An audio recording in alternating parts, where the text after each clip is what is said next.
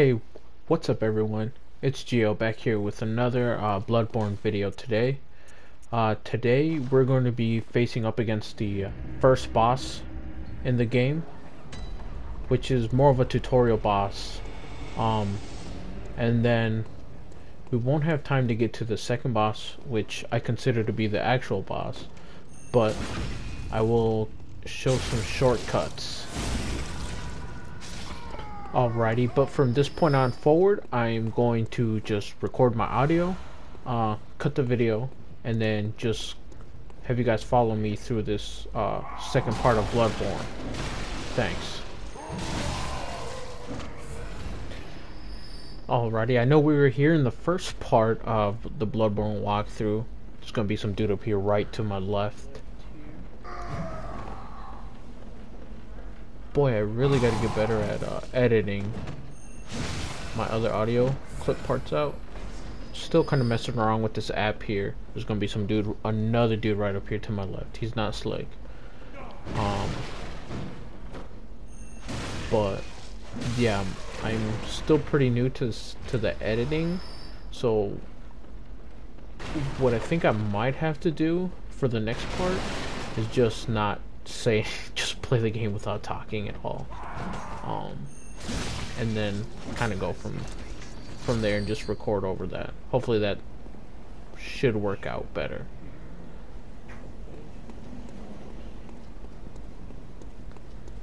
Alrighty, you kind of just go through these guys. Don't need to worry about them right now.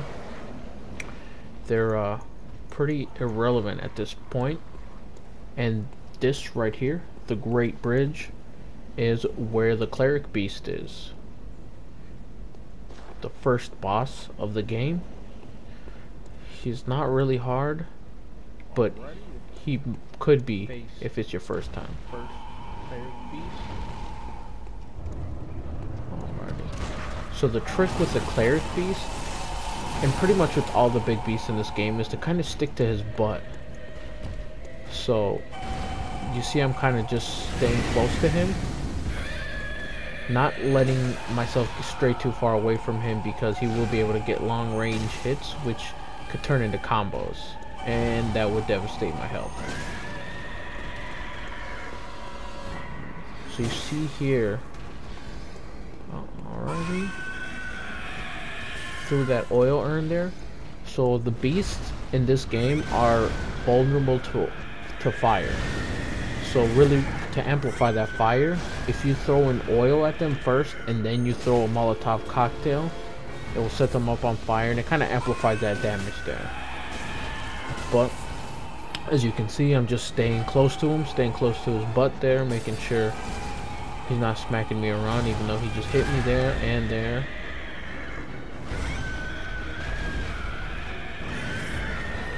I'm just backing away right now just to heal, but I will get in close again here in a sec. After I get my ass whooped there. Alright.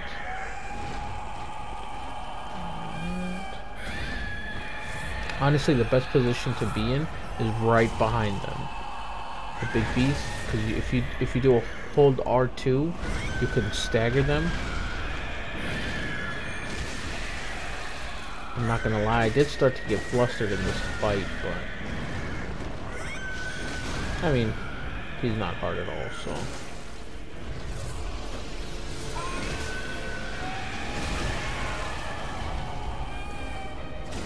I tried to do a visceral attack there, R1, but did not land that.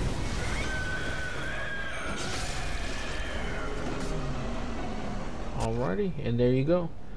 Really, the main thing with the Cleric Beast is that you just stick to his butt. You kind of smack him around there. Make sure you're behind him. It makes it easier, and you just throw oil urns, Molotov cocktails, and that's really all you need to do with the Cleric Beast. It's pretty easy, hence the first boss.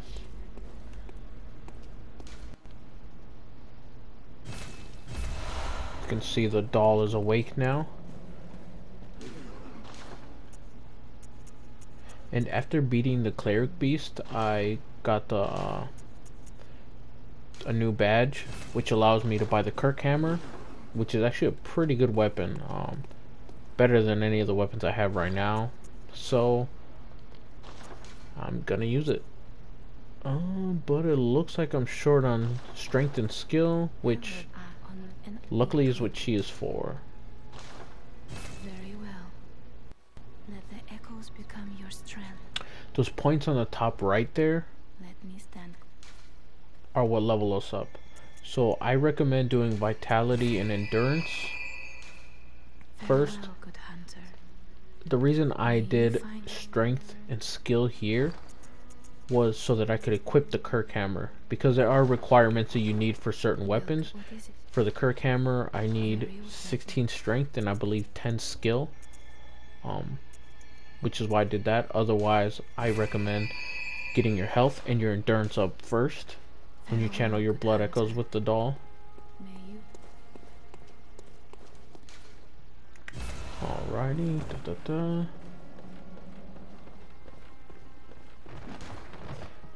I have no idea what that is. I'm not gonna lie.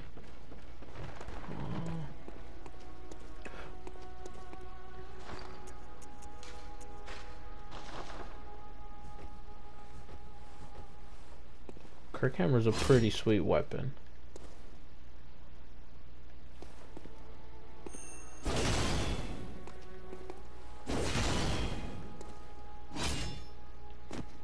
It's a sword and a hammer, so it's pretty sweet.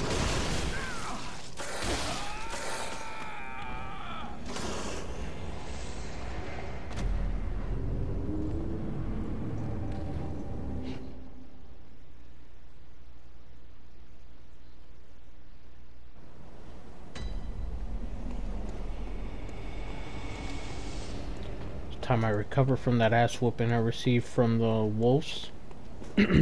So when I died, I lost all my blood echoes that you can see actually in the top right corner there.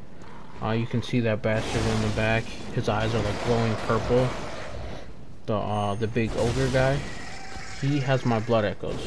So whenever you collect blood echoes in this game and you die, you lose them all.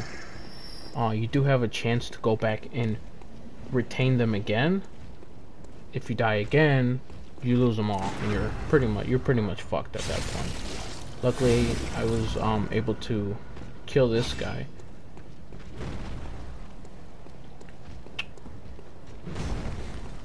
But I think that's what really frustrates people a lot when they play this game, because at first it's really hard, and I mean, you're gonna die a ton of times. And with that dying, you're gonna keep losing and losing your blood echoes, and I mean, it's pretty irritating. Took me forever to beat this game the first time I played it, but I mean, honestly, I'm glad I ended up enduring it and played it up till this point. I mean, it's become like one of my favorite games. Probably tied. It's a three-way tie between this, Bloodborne, Resident Evil 4, and Legend of Zelda Breath of the Wild. Probably the three best games I've played ever. Alrighty. So we've been down here before already. Same old stuff here. This weird pirate guy. Alright. Cool.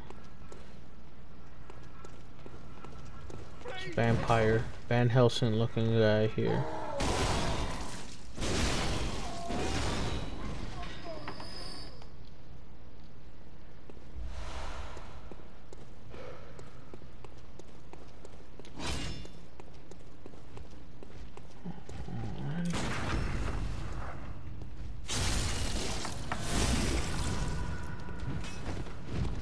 Yeah, these guys, honestly, they seem intimidating. The first time you play the game, they seem pretty intimidating, but they're really easy, just like you see there. Right before they attack, and I said it in the first part, in part 1 of the Bloodborne gameplay, right before they hit you, if you shoot them, they will stagger. You get up close to them, you press R1, and hit them with a visceral attack, which will amplify the damage onto these ogres. So they're pretty easy. Just because they're pretty easy to predict, as you can see, they're super slow.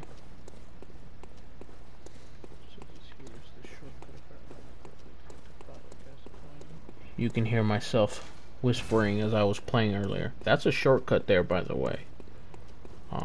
Which you'll find out later. But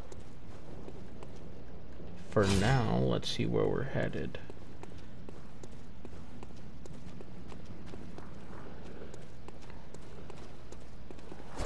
So, fortunately, we're killing the doggos again. I don't take pleasure, but shit, you gotta do what you gotta do. Gotta get them blood echoes.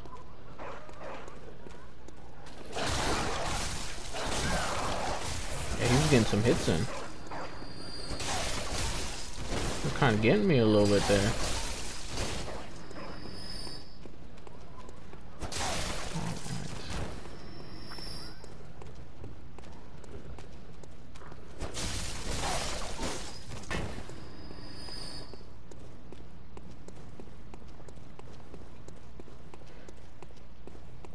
Alrighty, I was also in this area as well for the part 1, but this is kind of the way to get to the second boss of the game.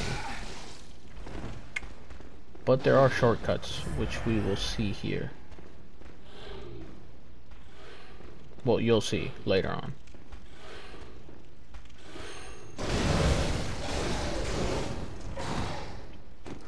Yeah, these guys are kind of difficult, man. They're pretty strong. Their hits are pretty fucking strong. Some violent motherfuckers. Alrighty, buddy, give me that.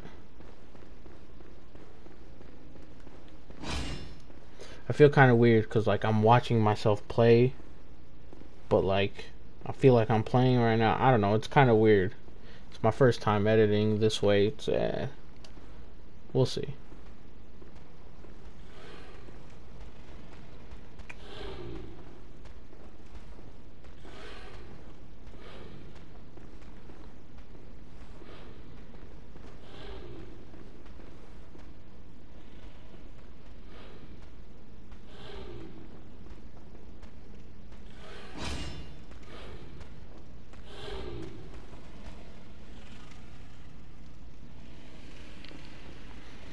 Yeah, he's not slick.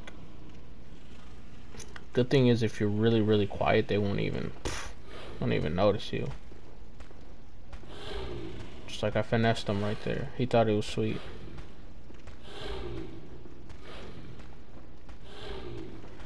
Yeah. By the time he found out, it was too late for him.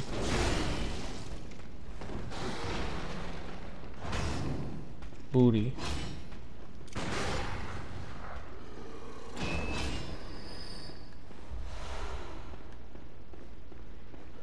Alrighty. He got me. Now, in my last gameplay, I actually went and jumped down in that little pit back there where all those rats were. This way I'm kind of going a different route here. Just to show a different way.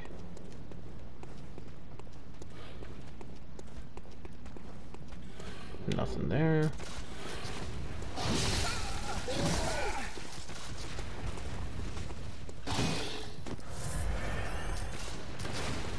Yeah. You always want to make sure you keep an eye on those shooters there, because those bullets can get you. They stagger you, an enemy gets close by to you, hits you, it could be over just that quick. So you're always going to want to be making sure that you kind of keep an eye on those guys. There goes another visceral.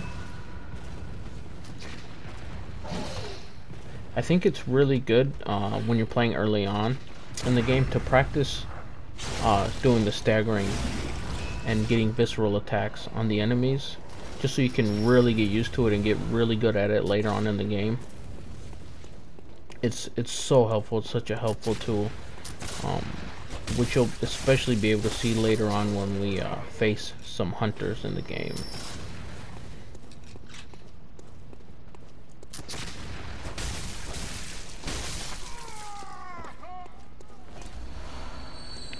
Pick up some bullets. Some bullets.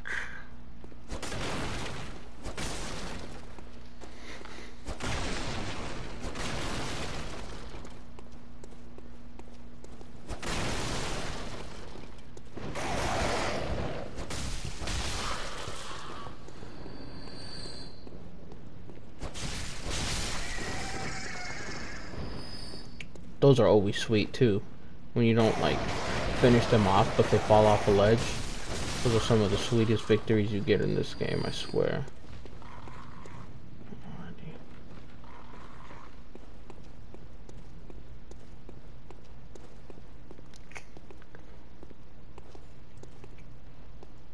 I debated doing the jump for like a split second there, because I don't remember how much damage that does when you fall. But lucky for me, it wasn't a lot. Going up these steps.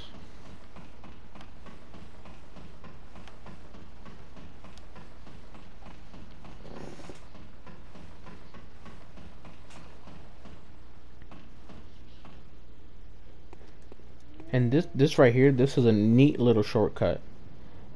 Right here. Although there are some enemies to my right and then to my left of that little bridge there. Just gotta deal with these annoying crows.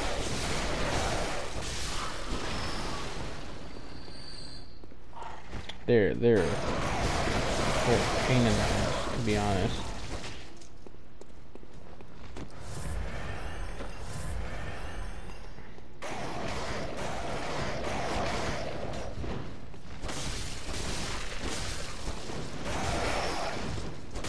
I can still see myself making like rookie mistakes as I'm playing, but gotta remember, I haven't played in so long. I'm gonna start remembering these things and get better at them, so I'm not so booty at the game. But for right now, just bear with me for a bit. I will definitely what's the word? Refine my techniques. Well, I wouldn't say refine, more of bring back that old flow I used to have when I first played the game. Talked over that easy kill right there.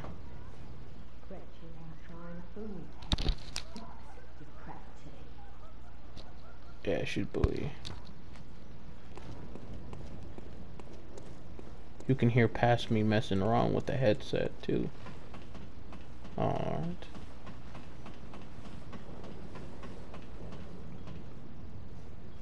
Now this is important here. Once you go up that ladder, you want to make sure you talk to this little girl right here.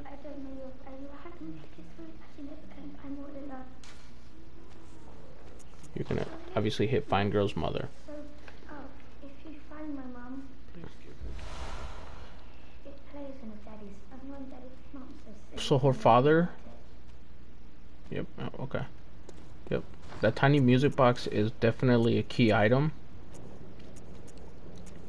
And if I remember correctly, me from the past actually reads it. Past me. Read, god damn it! Start reading! Plays a song shared by her mother and father inside the lid. Okay, I'm BSing right now. So inside the lid is a small scrap of paper, perhaps an old message. So two names can be read, which is Viola and Gascoigne. And you'll find out who Gascoigne is later on. These doors here open up a nice, this is a really nice shortcut right here.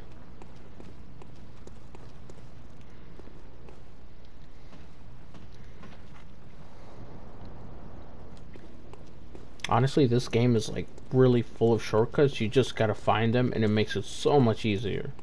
Just because you cannot pause the game, and if you, for example, were to go back to the hunter's dream and then come back, all those enemies come back to life. So it's like, it's pretty difficult if you're not looking for these shortcuts and you're not finding them.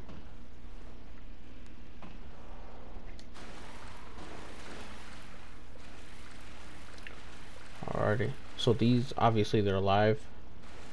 They're not slick.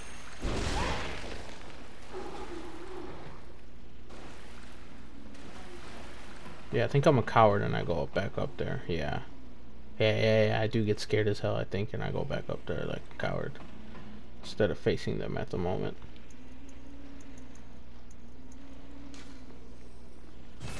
So I used the Bold Hunter's Mark.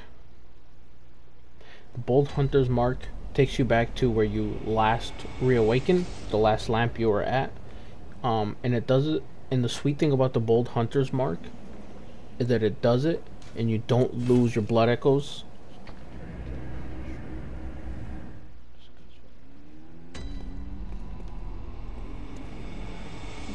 Alrighty, here's my homie. This time I do it properly and actually put those skill points into endurance and vitality.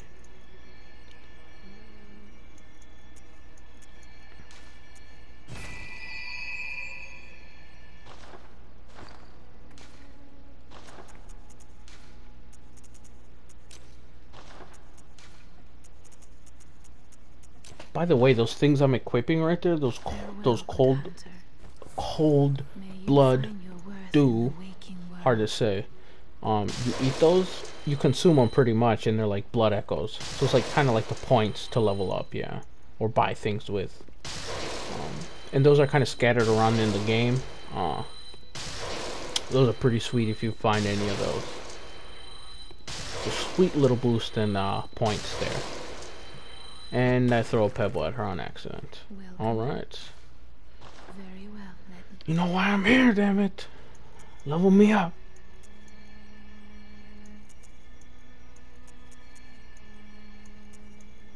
I start messing around there just to see what they would do. The stats there on the right. Or middle column, I should say. Farewell.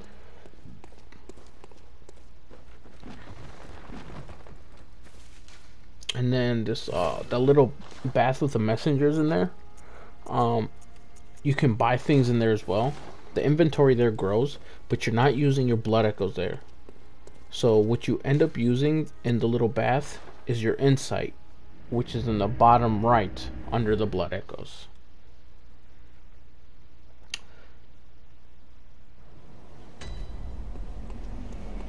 So you see the thing under the 1735 is 4. That is my insight there. As I said previously in part number 1, the higher insight you have, the harder the game is. It's more fun though, and you're able to see some cool things. And you can also purchase items with those, with insight in the game.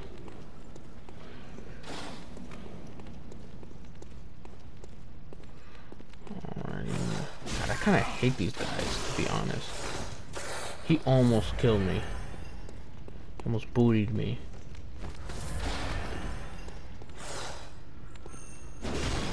He killed himself. Well, he didn't kill himself, but he fell. Like I said, it's pretty sweet when they fall over. You don't have to deal with them.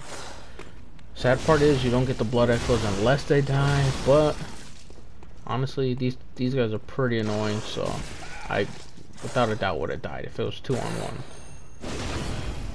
A little stagger there. Hit him with the visceral.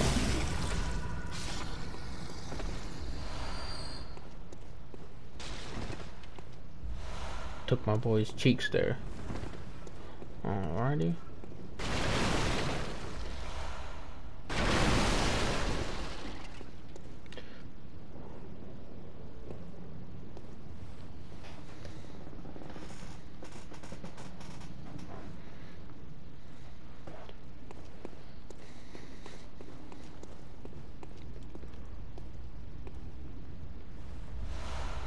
Pebbles are always helpful.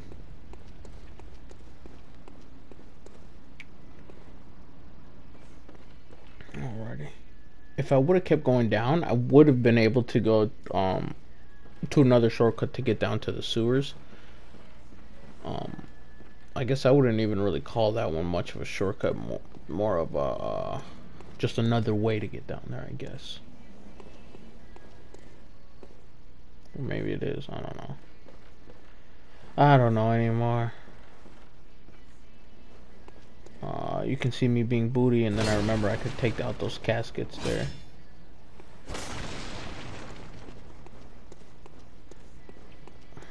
Alright.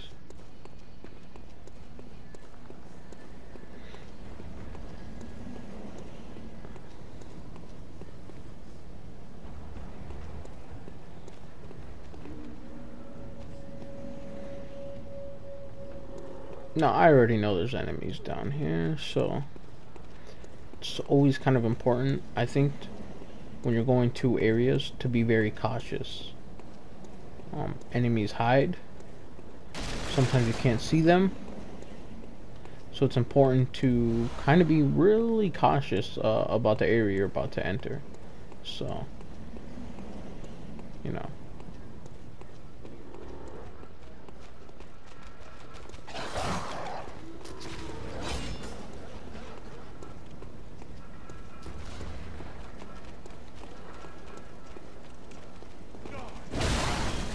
It's nice too when there's like a lot of them in a condensed area and you're kind of able to draw some of them out and they follow you and you can kind of pick them off one by one, or even like I did there, those three. I mean, they're pretty simple enemies, so it's not hard. It becomes difficult when there's a ton of them kind of just bombarding you with these attacks, but that's what's so good about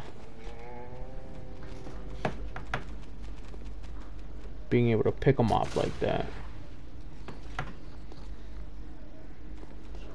Alrighty, so we're actually back at where the little girl was, the one who gave us that tiny music box, which I had said will come handy later.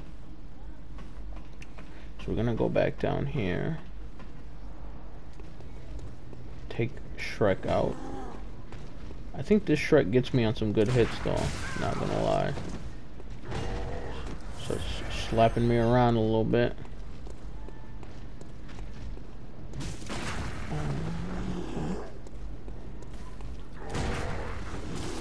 I struggled so hard to stagger him, and this time I couldn't predict him that well this time, so kind of ran out of patience there.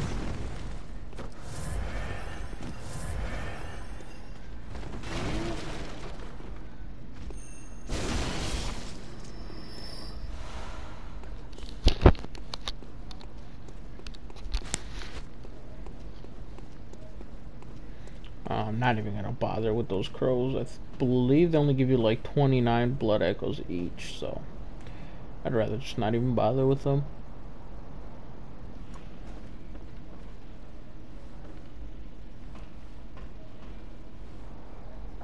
Alrighty. Kind of grab that item and run like hell.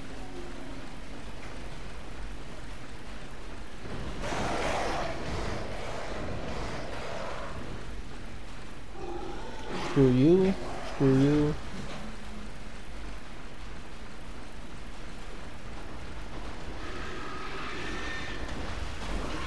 Greaser.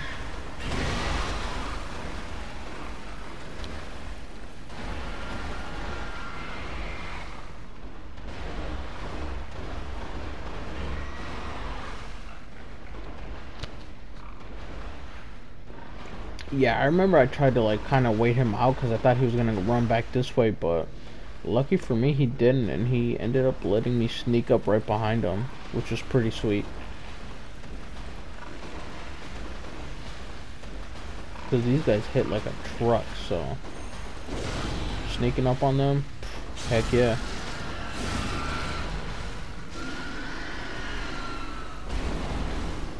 Got the Saw Hunter badge. 2 blood vials. Those guys kind of drop a good amount of blood echoes as well. Shut up, past me.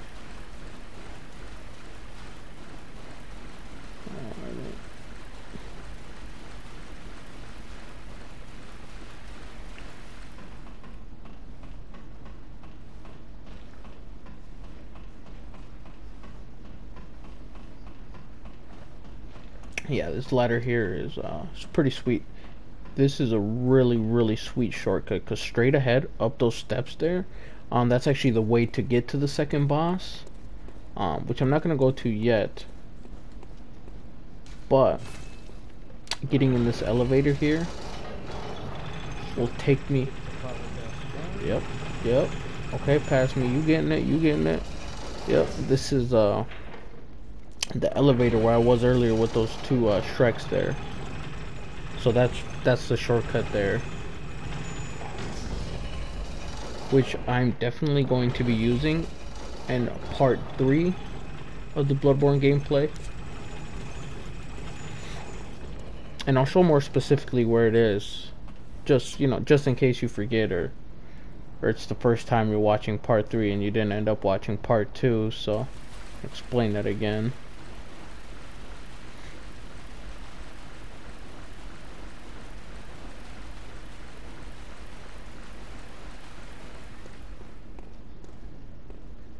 Alright. Yeah, I thought there was an item there for like a quick second. Still trying to remember, man. Trying to remember all these item placements.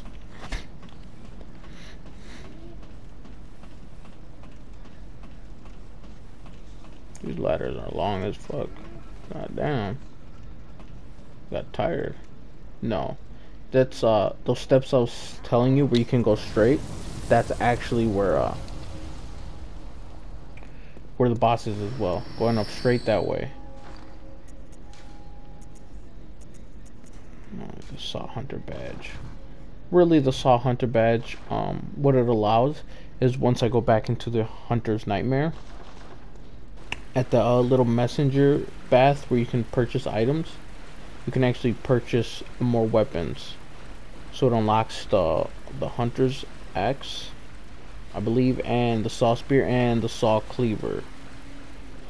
If I remember correctly, I'm pretty sure it does. And I do go back into the messenger bath later on in the gameplay, so we will be able to take a look here, just to make sure I'm not like incorrect or giving out like wrong info. For now, I'm just gonna let you watch me stomp these weird, nasty zombies, I guess.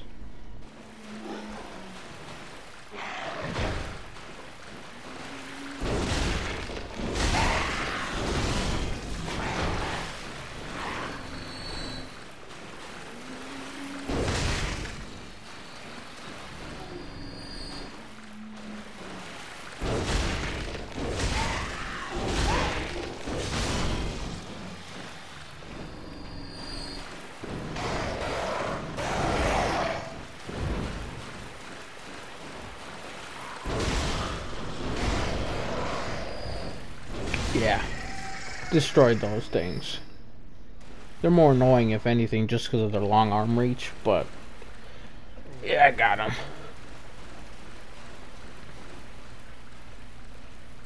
She's not slick playing dead.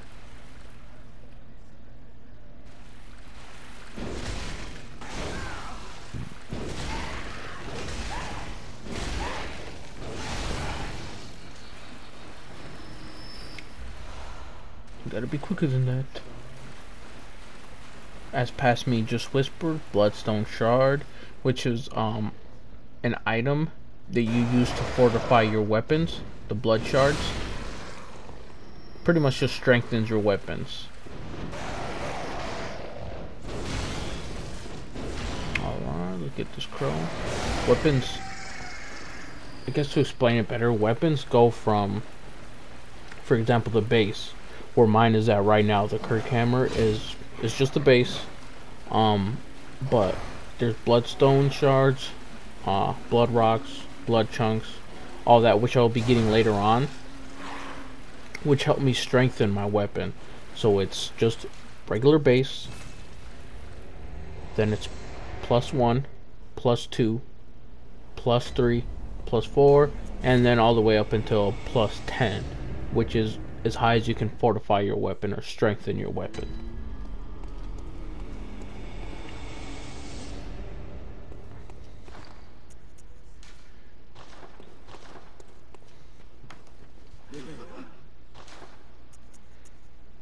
So yeah, Saw Cleaver, Saw Spear, and the Hunter Axe as well. Unless the Hunter Axe was there before. I don't remember. I believe it does. I'm going to look that up. But I'm pretty sure the Saw Hunter badge unlocks it for purchase. Bloodstone Shard. Take it away. Solid shard that forms in cold blood after death.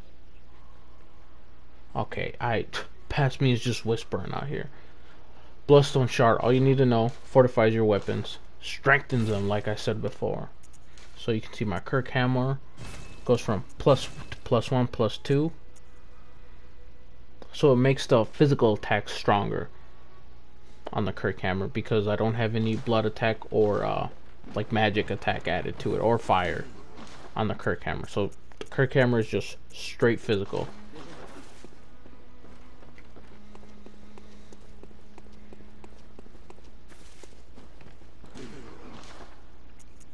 Alrighty. Don't know why I came back in there, but you can see the attire there. Even though I only had it open for like a split second. Don't buy that. You can find that in the game. And in part 3 I'll show you how to get that.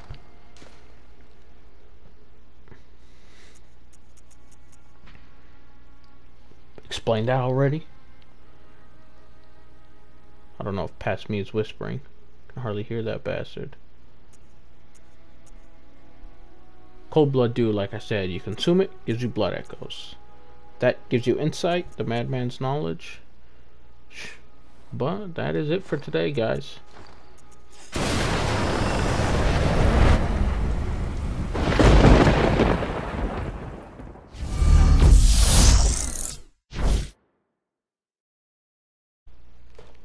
What's up, guys?